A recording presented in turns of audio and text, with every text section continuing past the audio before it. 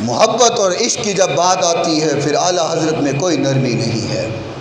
तो मैं कह रहा था कि अगर ईमान चेक करना है तो मौला अली का नाम लो, ईमान वाले निखर के सामने आ जाएंगे। और अगर शैतान चेक करना है तो हज़रत उमर फ़ारूक रज़ियल्लाहु ताला अन्हु का नाम लो, शैतान भी सामने आ जाएंगे। और अगर अपनों की पहचान करनी है तो आला हज़रत का नाम ले लिया करो।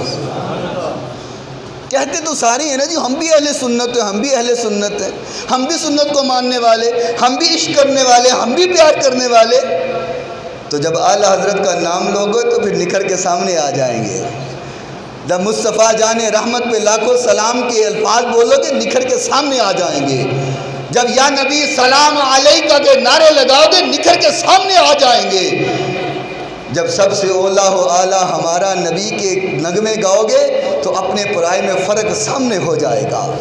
पता चल जाएगा कौन इश्क रसूल में डूबा हुआ है और कौन सिर्फ लोगों को धोखा देने वाला है।